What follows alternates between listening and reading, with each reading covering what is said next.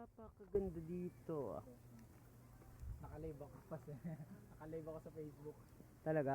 Opo. Uy, nakalive pala si Facebook. What's up guys? Hindi, shout out mo si ano. May naka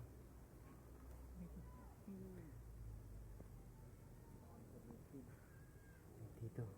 Ganito kaganda sa Pandibulacan, tingnan nyo.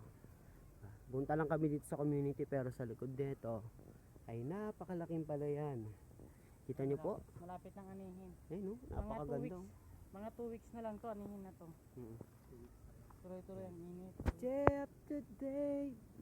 So, sa likod ng mga pabahay na to ay napakagandang mga palayan. Visit. Natuwa kami pag napunta kami dito, double purpose eh. Napunta kami dito, nakaka-relax. Oh.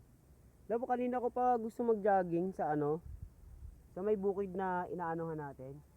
Di talaga ako matuloy-tuloy. Nag-video kasi ako kanina eh. Sabi ko, di ako matuloy-tuloy ah. Kaya sabi ko dito na lang, kaya mamaya akit ako dito, sabi ko. Para lang makita. Nakaka-relax kasi, no? Pag nakita mo tong mga ano. Nakaka-relax. Naka-ano ka pala, naka-live. Hey guys. Dito po kami ngayon.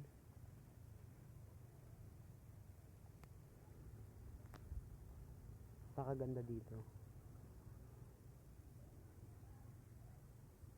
So, kung makita nyo, ang ganda ng Light Giver Pandi. Ganda oh.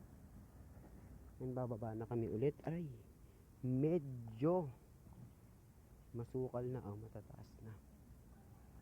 Kita mo na yung mga bigas oh.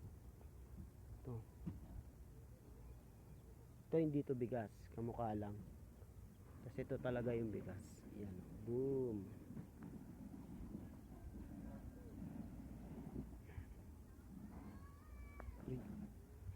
Tapos dito yung mga bahay sa baba.